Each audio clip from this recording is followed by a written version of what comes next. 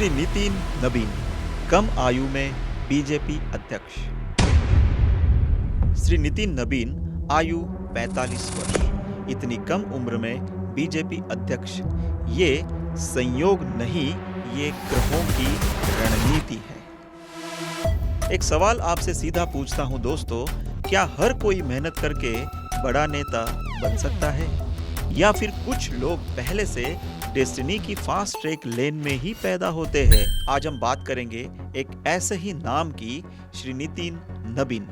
23 मई 1980 रांची में जन्मे और हाल ही में दुनिया की सबसे बड़ी राजनीतिक पार्टी भारतीय जनता पार्टी के राष्ट्रीय अध्यक्ष निर्विरोध चुने गए।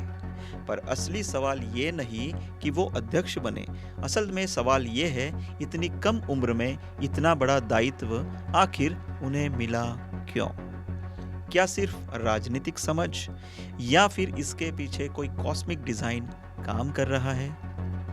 आज इस वीडियो में हम एस्ट्रोलॉजी की नज़र से डिकोड करेंगे उनकी लीडरशिप एनर्जी, ग्रहों का पावर कॉम्बिनेशन और आने वाले वर्षों की संभावनाएं। आपने भी देखा ही होगा, कई लोग दशकों तक संघर्ष करते हैं, फिर भी निर्णायक मौका उन्हें नहीं मिलता, और कुछ लोग ऐसे होते हैं जो सही समय पर सही कुर्सी तक पहुंच ही जाते हैं। यही सवाल हर युवा के मन में भी उठता ही होगा, क्या मेरी मेहनत काफी है, या फिर किस्मत भी किसी स्तर तक तय ही होती है?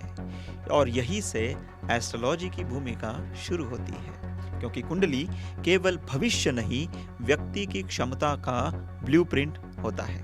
और जब ग्रह नेतृत्व की भाषा बोलते हैं तो उम्र सिर्फ एक नंबर ही रह जाती है। अब आइए उनके ग्रह संयोजन को समझते हैं। नितिन नबीन जी की सूर्य कुंडली में एक बहुत ही अनकॉमन अलाइनमेंट दिखाई देता है। अग्नि तत्व की राशि में 5 ग्रहों का सुपर स्टेलियम, जैसे कि चंद्र, शनि, मंगल, गुरु और राहु, ये 5 शक्तिशाली ग्रह एक साथ सक्रिय है। ये योग किसी आम व्यक्ति को नहीं मिलता। ये वही कॉन्फ़िगरेशन है जो व्यक्ति को भीड़ से अलग पहचान देता है। ये लोग सिर्फ फॉलोअर नहीं बनते, ये सिस्टम को दिशा देते हैं। और इसका मतलब ये भी नहीं कि उनके लाइफ में संघर्ष बिल्कुल नहीं होते। संघर्ष बहुत ज्यादा होते हैं और विजय या एफर्ट उतने ही जबरदस्त होते हैं। हम यहाँ पे 5 ग्रहों को अलग अलग मेथोडोलॉजी में थोड़ा सा डिकोड करेंगे, कि जैसे चंद्रमा उन्हें पब्लिक कनेक्ट पावर प्रदान करते हैं। वैसे तो चंद्रमा मन, भावना तथा जनता की पल्स का प्रतिनिधित्व करता है। इस योग के कारण नितिन नबीन जी लोगों की बात केवल सुनते नहीं, उसे समझते हैं। और यही वजह है कि उनका नेतृत्व केवल भाषण तक सीमित नहीं, बल्कि ग्राउंड लेवल ट्रस्ट बिल्ड करता है।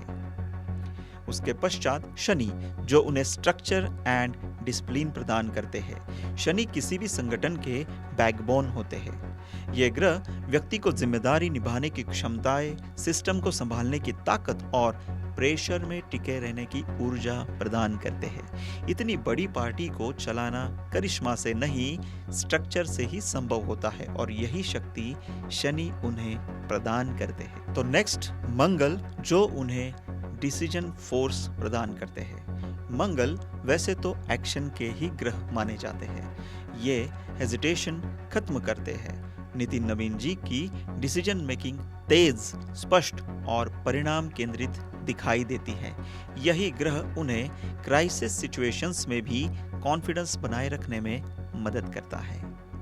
उसके बाद सबसे महत्वपूर्ण गुरु, जो उन्हें विजन एंड एथिक्स प्रदान करते हैं। गुरु व्यक्ति को विजडम और मॉरल क्लैरिटी देते हैं। ये योग दर्शाता है कि वे केवल रणनीतिक नेता नहीं, बल्कि मार्गदर्शक भूमिका भी निभा सकते हैं। उनकी सोच शॉर्ट टर्म पॉलिटिक्स तक सीमित कभी भी नहीं रहे। और सबसे महत्वपूर्ण ग्रह राहु, जो उन्हें फ्यूचर माइंडसेट प्रदान करते हैं। राहु इनोवेशन और बदलाव का संकेतक है।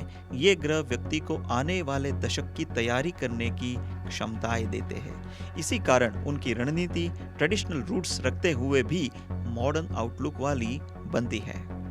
अब सभी 5 ग्रहों का कंबाइंड इम्पैक्ट अगर हम देखें तो जब ये 5 ग्रह एक साथ काम करते हैं तो व्यक्ति बनता है मानसिक रूप से मजबूत, निर्णय लेने में साहसी, संगठन संभालने में दक्ष, दूरगामी सोच वाला व्यक्ति और जनता से जुड़ा हुआ नेता।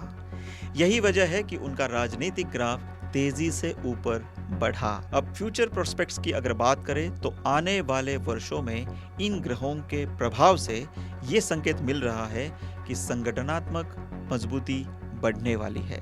राष्ट्रीय स्तर पर इनका प्रभाव विस्तार होगा, नई पीढ़ी का नेतृत्व उभर सकता है, पार्टी रणनीति में मॉडर्न ट्रांसफॉर्मेशन संभव है। ये पद उनके लिए सिर्फ डेजिग्नेशन नहीं बल्कि मिशन मोड की शुरुआत है। याद रखिए दोस्तों, सफलता केवल संघर्ष से नहीं आती। जब समय और ऊर्जा साथ देती है तो इतिहास खुद रास्ता बनाता है। श्री नितिन नवीन जी का उदय इसी कॉस्मिक अलाइनमेंट का उदाहरण है। अगर आपको ये एस्ट्रोलॉजिकल एनालिसिस पसंद आया हो तो वीडियो को लाइक करें, चैनल को सब्सक्राइब करें और कमेंट में लिखिए आप अगला एनालिसिस किस नेता या व्यक्तित्व पर देखना चाहते हैं।